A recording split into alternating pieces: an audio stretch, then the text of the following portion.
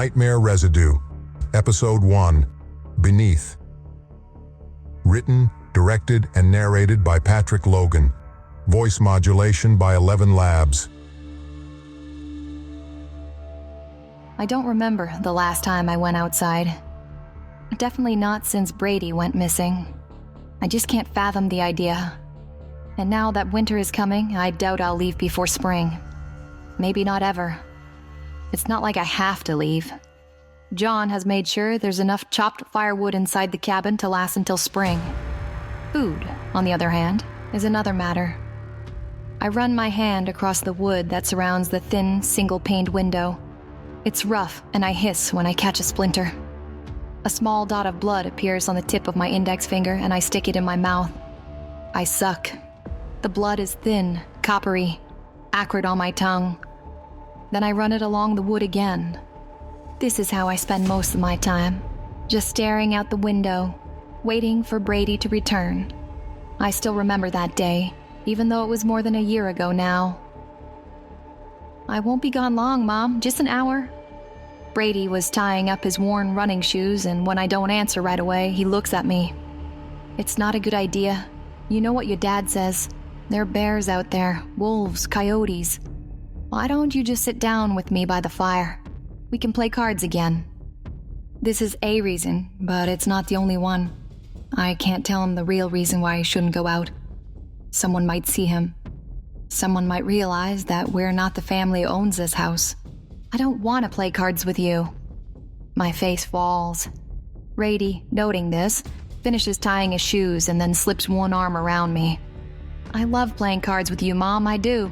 It's just, I need to get outside, run around, you know? I do know. Teenagers have boundless energy, and if they don't spend it, they can get mean.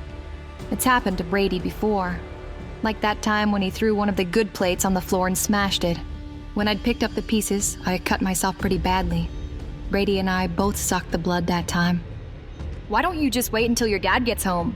You can go out exploring with him. Brady screws up his face. I don't want to wait, he whines. Just let me go outside. I don't like the way he says this. It's harsh, not a question, a statement. While his words might suggest differently, he's telling me that he's going to go outside whether I'll allow him to or not. Teenagers have nearly as much attitude as energy. As if hearing my thoughts, Brady kisses me on the forehead and then lets his arm fall from my waist. I'll be fine, Mom. And he leaves. This was the last time I saw my son. I'm crying now, my eyes and cheeks as wet as the window from the light rain. I've been standing here so long that my left hip, the one that always gives me problems, is starting to ache. But I don't dare sit down. Not until John gets back. Time passes, minutes, an hour, and then I see him. My first thought is that the man in the red flannel jacket that emerges from the edge of the forest and limps towards the cabin is Brady. My heart leaps into my throat, and I reach out and place a palm against the cool window. I feel like running outside. It's not Brady, of course. It's my husband, and he appears to be limping. I wipe the tears from my eyes. Not only is John limping, but he also seems to be dragging something too. A doe, I think. John? I say, even though there's no way that he can actually hear me. John! He doesn't hear me, but he shouts my name nevertheless. The furthest I've been since Brady disappeared is the porch. It's screened in on all sides. Some of the screen has been ripped in places, a falling branch during one of the more active fall storms, tore a gaping hole in the left side, but it was still technically inside. I pull my hand away from the window and rush to the porch. The wooden door creaks loudly as I open it. A chill hits me instantly, and I cinch my thin, worn robe more tightly around my waist. John, what happened? I shout. He can hear me now. His head raises, his eyes focus on me from across the gray lawn. What happened? He doesn't say anything, just keeps trudging forward. It is a doe he's dragging behind him, I realize. The animal is small, maybe 50 pounds. Still, its body flattens the grass. John's grunting, and as he gets closer, I can see that his beige cargo pants are dark on the left side. Exhausted, the man doesn't take the deer to the cutting block on the west side of the cabin. He just lets go of one of its thin legs, leaving it within a handful of feet from the porch. He opens the door and steps inside. His bearded face is a mask of anguish. He's squinting, and the skin on his cheeks are pulled tight. I rush to him, let him drape his arms around me for support. "Are you okay? What happened, John? What happened?" He's breathing heavily, more so than the big man should be, even with the added weight of the doe behind him. "Goddamn deer! Stuck me! Stuck me!" He grunts, shifts his weight. "Stuck me good." I look down at his leg. There's a ragged hole in his pants mid-thigh. The fabric is heavy with his blood. "Oh, John," I moan. "Oh, John, let's get you inside. Let's get you fixed up." The wound is worse than I expected. I'd been hoping that the deer, if that's what had really attacked my husband, it's hard to get a straight answer out of him now, I just scratched his skin. This isn't the case. John had been gored. There are 3 puncture wounds, all on his inner thigh. 2 of them aren't all that deep, penetrating his flesh by maybe just a quarter of an inch. But the one in the middle is different. It's larger than a silver dollar, and no matter how many times I've filled the wound with gauze, they always come back dark brown with blood.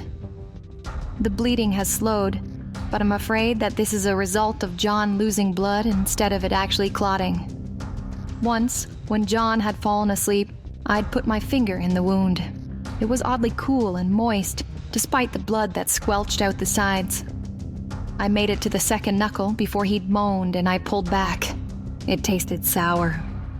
"Oh, John, I didn't think deers did this. I didn't think they could." Just a soft mewing sound out of John. I rest his head back on the pillow and then retreat to the stove. The fire is still going, but it's getting lower now. As I take a cloth and dip it into the large pot of warm water, I remind myself to put more wood in the fire before it burns out. I wring the cloth out and then return to the porch. I place the warm cloth on his forehead. John's eyes open. His hazel irises are hazy, cataractus. I'm cold. So cold. I know, John. When he falls asleep again, I go to the fire and put a few more logs on it, push them around. I'm cold, too. Over the course of the next few days, John only wakes up once. Please. His teeth are chattering so hard that I'm worried he's going to crack a tooth. I've needless worry, given his current state. The bleeding has slowed to a mere trickle, but still hasn't stopped completely. His face is ashen. He shakes all the time. Yes? Please, I need you to go get help. I'm not going to make it much longer. I stiffen. John, I can't. You know I can't. He grunts and turns his neck toward me. There's a sheen of sweat on his face, even though his skin is icy cold. I'm gonna die if you don't get someone. Tears silently roll down my cheek, and I wipe them away. I can't. His eyes close. I try to help him, keep him comfortable. I even try to leave, but as soon as I reach the door leading from the porch to the lawn, my legs just refuse to work.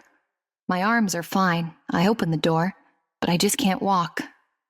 My gaze falls to the deer still lying on the ground. During one of these nights, an animal must have gotten to it. Its stomach has been torn open, and loops of blue and black intestines lay on the frost-covered grass. I close the door, force my body to retreat. The closer I get to the cabin, the more freely my legs move. John is completely still now, and I fear the worst. John? He shudders, and his eyes come open. I need to tell you something. His voice is so weak that I can barely hear him. I'm forced to put my ear right next to his mouth in order to make out the words. I need to tell you what really happened to Brady. What do you mean he went outside on his own? John says angrily. If anybody sees him... He wanted to play outside. I told him no, but... You know Brady? John's face turns red. When did he leave? I have no idea. A while ago. I say as much, and John gets even more furious at me. He raises his hand as if to strike. Then he just shakes his head and storms off, stomping his way across the lawn to the forest. I wish he'd hit me. Make me feel something. I'm numb. Ever since we came here, the 3 of us, trudging through the snow and found this place, I haven't felt much of anything. How could I, after what happened? After what John made me do? More time passes before John returns. He looks spent, exhausted. John, did you find him? I beg, even though I know the answer. If he'd found Brady, the boy would be with him. John doesn't say anything, doesn't even look at me. He just goes to the kitchen and furiously starts washing his hands. I've seen him do this before. In the night, I hear him leave again. Later, I hear him digging beneath the porch. He's done this before, too. I cry myself to sleep. John's been dead for a while now, and he's starting to stink. His belly is distended, and the buttons on his flannel jacket are stretched almost to the point of breaking. I know I have to move him at least onto the porch. Outside would be better. Beneath would be best. But that's not going to happen. It's fairly easy to roll him off the couch. All I have to do is stand on a chair and shove his side with one of my feet. John lands on the wooden floor. His stomach deflates, and a horrific stench fills the cabin. I gag, pull my shirt up over my nose and mouth. It's more difficult to get John onto the porch. I must weigh less than half of him. But I manage. Sweating, breathing heavily, I drag John into the screened area, and then I collapse, press my back up against the wall while trying to catch my breath. The animals have gone to the deer again. Something, probably a coyote, has torn its hind legs from its body. They're missing. When I've recovered enough to stand, I retreat back inside. I collect the tarp from one of the back rooms and lay it over John. Afterwards, I put more wood in the hearth. There's plenty of wood left. More than enough to last until spring. After that, well, I'll deal with that problem when it comes. Food is a different story. Even with just one mouth to feed now, I only have enough canned goods to last another week or so. All of the frozen meat in the freezer is gone. Instead of making myself more soup, I decide to conserve what little I have left. I also decide to conserve my strength. I retreat to the bedroom and go to sleep. My nightmare is vivid, a mixture of a memory combined with the irrationality of a dream. The nice elderly couple take us in, no questions asked. They feed us, offer to share what little scraps they have. The old man even gives the last of his whiskey to John. There is barely enough room in the cabin for all of us, just 2 beds. Still, they set us up in one of the rooms, place a mattress on the floor for Brady. I tell John that we can't go through with it, that it's wrong to hurt these nice people. But when John's mind is made up about something, it's impossible to change it. In the middle of the night, I'm roused from my sleep by John getting out of bed. I know what he's going to do, and I want to tell him to stop. I don't. I try to go back to sleep, but I don't do that either. Muffled cries come from the other room. Worried that Brady might wake, I pull the covers back. John has dragged the woman into the main sitting area. Her neck is twisted at an odd angle, her eyes open. She's not moving. My husband grips an axe in one hand. "John?" I whisper. He looks at me. His eyes are completely blank. "Help me," he says. Before I can react, he brings the axe up high over his head and slams it down. It doesn't quite sever the woman's arm, but comes close. Blood sprays my face. I'm stunned. Can't move. Can't breathe. And then I do something I will never be able to explain. I lick the blood from my lips. It tastes good. "Mom? Dad?" a sleepy Brady asks from the doorway of our room. This is the part that never happened. At least, I don't think so. Neither did the next. "I'm hungry," Brady whines. "I'm so hungry." I'm weak now. Haven't eaten anything for 2 days. The temperature has dropped precipitously outside and it's been snowing nonstop. I need to eat. I need to. I protect myself as best I can by wrapping a t-shirt around my face, covering everything from the nose down. Then I put a sweatshirt on and pull the hood over my face. I tighten the drawstring, allowing only enough space in the opening for me to see. Next, I grab the poker from the fireplace. Even before I reach the door leading to the porch, the stench hits me like a wall. It's putrid, and my face coverings do little to block out the smell. Vomit rises in my throat, and if I had anything in my stomach, I probably would have rid myself of it.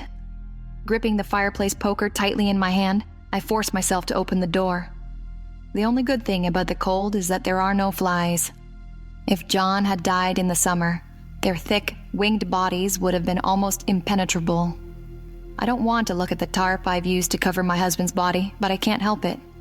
It's a much smaller, rumpled pile now than I remember. There's also a frothy sludge, like thick dishwater, seeping out around the edges. Keep moving, I tell myself. Keep moving. As always, the closer I get to the door leading to the outside, the more labored my movements become. When I reach the door, my legs are again rooted in cement. My free hand reaches out and grasps the handle. I pull, shift my body with tremendous effort so that when it starts to swing closed, it strikes my good hip and stays open. The deer has been ravaged, and what little meat is left has undoubtedly gone off. But the drive to survive is strong, even in someone as weak as myself. I extend the poker, try to hook it behind the doe's ear. I miss. I try again. This time, the sharp end embeds itself in a rotted cheek. Using both hands now, I lean back with all of my weight. The deer's neck and exposed vertebrae stretch, but the animal itself doesn't move. I pull with all my strength and hear something deep within the deer tear, but it moves only an inch closer to the 3 small steps leading to the porch. Grunting in frustration, I fall to my ass, hand still holding onto the poker that's embedded in the deer's face. Now I lean back, trying to leverage my weight to pull the deer up. It moves again, a little more this time, and I'm encouraged by the process. I heave again and again, the deer inching ever closer to the bottom step with every pull. On my 4th pull, something comes free. The fireplace poker flies upward, over my head, and I cry out, "Let go!" It clatters behind me and I scramble after it. On the sharp end is a chunk of deer meat. It's not much, maybe a few ounces. I pick it off the poker and then feel my mouth twist beneath the layers of clothing covering my face. The meat has spoiled. I'm no expert. John was the hunter. But even I know this. It's gray, with dark black veins spreading across the surface. I can't eat this. I can't. I sob. Later, an idea occurs to me. I might not be able to eat the piece of deer cheek, but something might. Using a box I find in my bedroom and a fork from the kitchen, along with a piece of yarn, I set up a rudimentary trap on the porch as far from John's body as I can. It's simple. I prop the box up with the fork so that the opening is pointed toward the wooden porch slats. The yarn is skewered through the deer meat and tied to the base of the fork and pulled taut. I don't need to open the porch door. There are so many holes in the screens that any animal that wants to get in will manage with little issue. It makes me wonder why they've stayed away from John's body this entire time. But I know the answer to that. His meat has spoiled too. A long time ago. Then I go inside and wait. Sleep takes me, but it's fitful. My stomach grumbles so loudly that it wakens me. Then I hear something else. A scurrying sound coming from the porch. With what little strength I have left, I grab a knife and head into the cold again. The scene is almost comical. The box has fallen, trapping its occupant inside, and it's frantically moving around. The box strikes one of the walls and then falls momentarily still before changing direction. Clutching the knife, I walk over to the box, place my foot on top of it. Whatever is inside continues to move around, but the box is locked in place. I know I have to move quickly. If the animal gets away, I will starve to death. With my foot still on the box, I reach down. In one movement, I lift the box and then snake my hand beneath while it falls onto my wrist. Something scratches and bites my hand, but I persist. Eventually, my fingers wrap around something warm and twitching. I squeeze hard, hear the animal squeal. Confident that it won't get away, I pull my hand from beneath the box. It's a squirrel, lean but healthy. Twin eyes as black as ink look at me as I lift the animal to my face. "I'm sorry," I say. Then I plunge the knife into its chest. Not a squeal this time, but more like a scream, an oddly human scream. Hot blood spurts from the wound. It soaks my wrist and makes dark red tracks down to my elbow.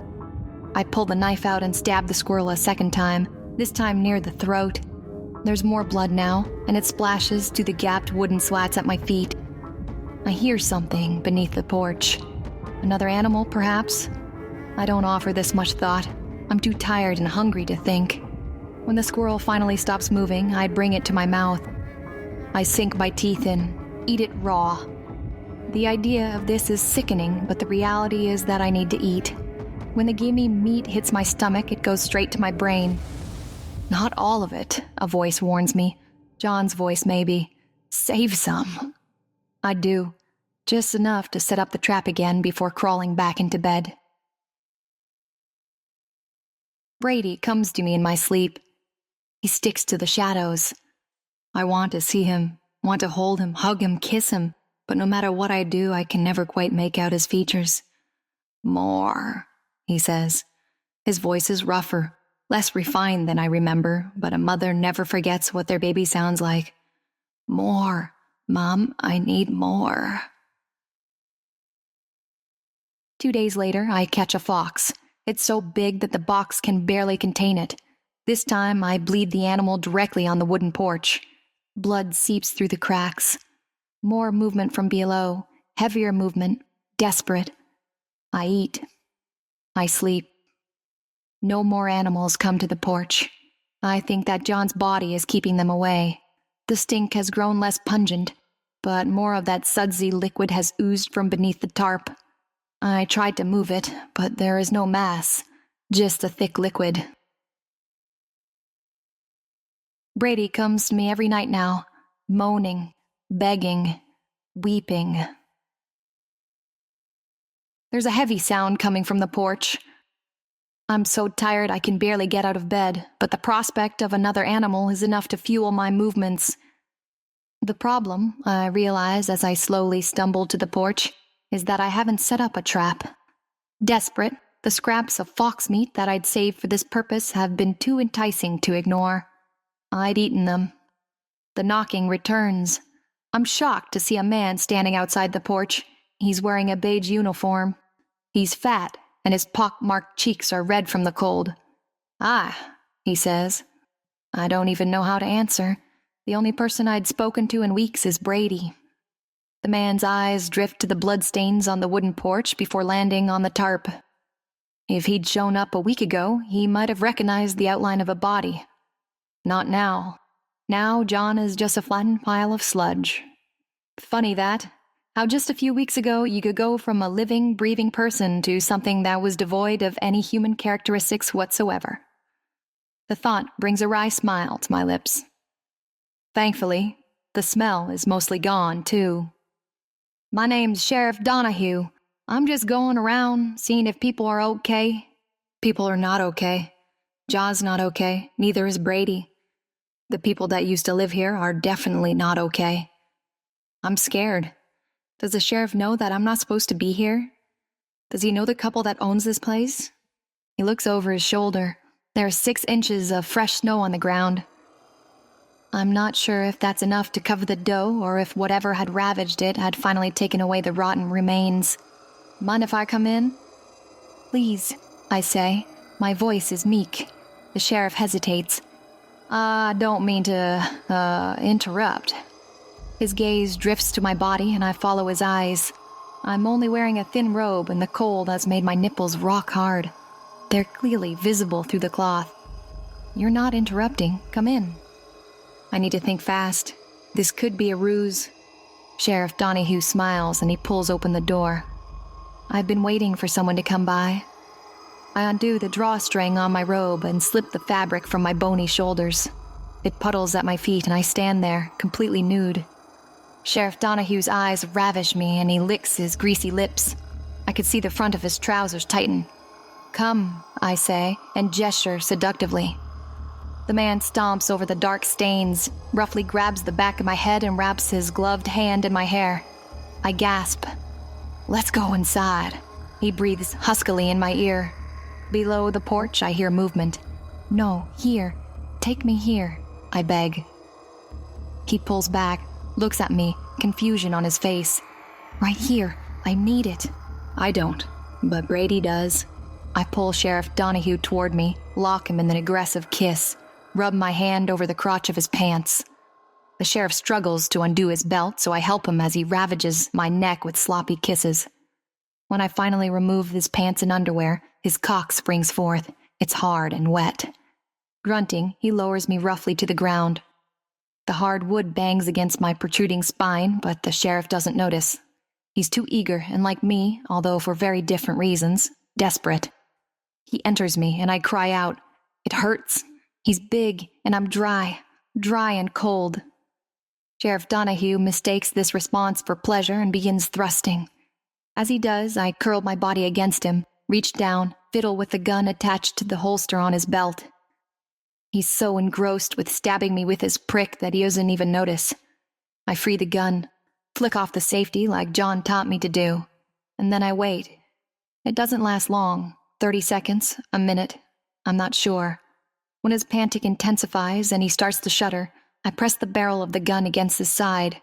I wait for him to finish filling me with his seed before pulling the trigger. There are worse ways to go, I suppose, like what happened to the nice old man and woman who owned this place. In total, I shoot the sheriff 3 times with his own gun. I think the second bullet strikes his heart. He collapses, and I wriggle my way out from beneath him. Blood leaks from his wounds and puddles on a wooden slat before dripping below. I hear more of that scrambling underneath the porch.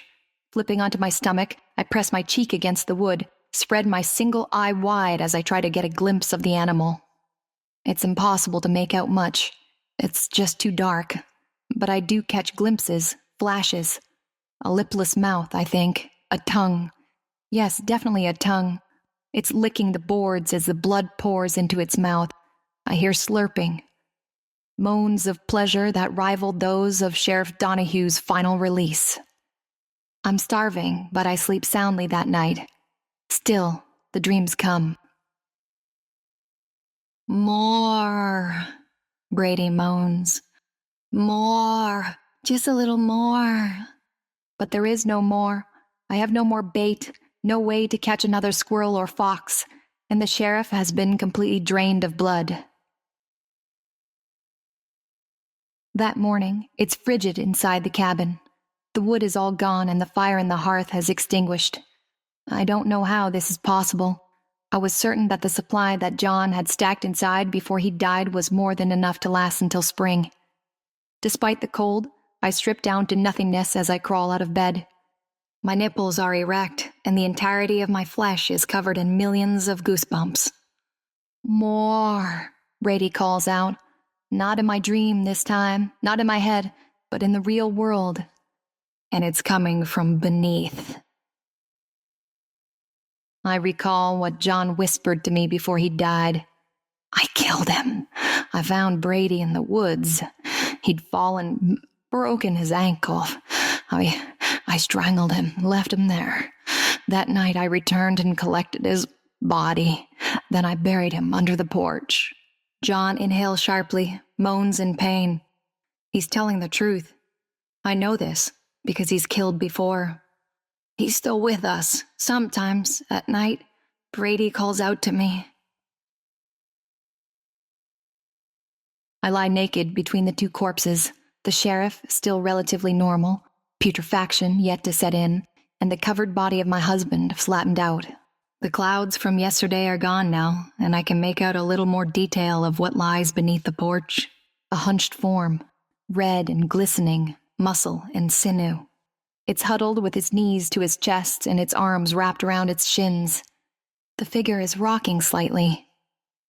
Brady? The figure stops moving, eyes blacker than the squirrel's turn to me. More. I know, I say with a nod. I know. And I do. I know what I have to do.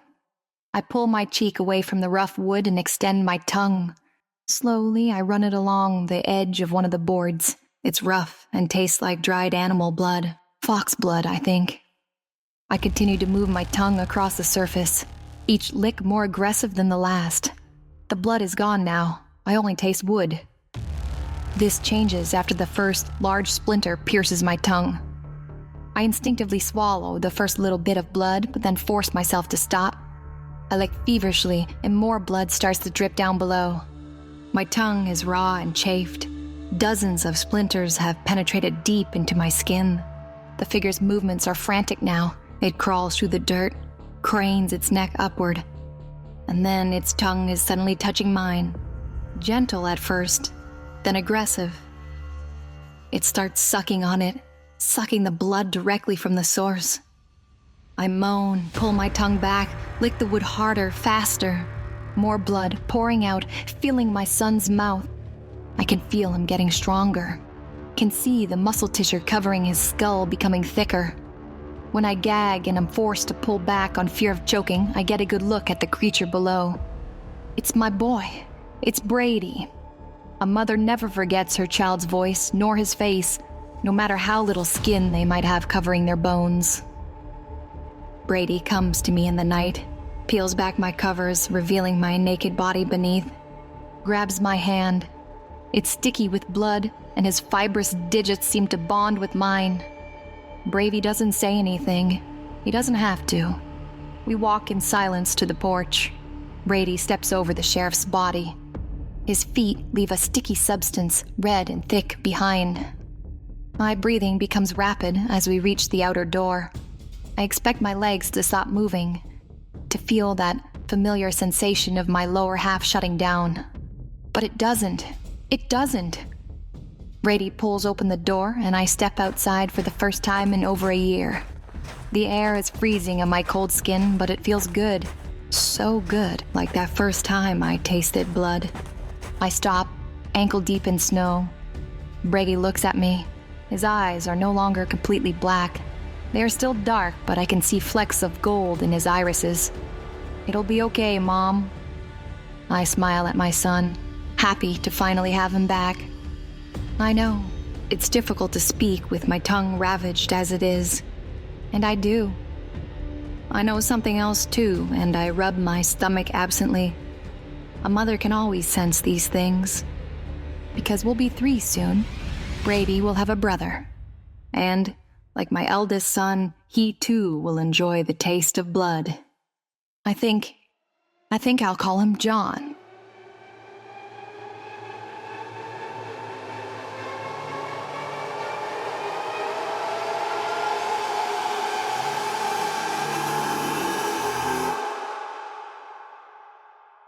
Nightmare Residue. Written, directed, and narrated by Patrick Logan. If you've enjoyed this podcast and would like to support the show, please consider heading over to Amazon and picking up your ebook version of Nightmare Residue now.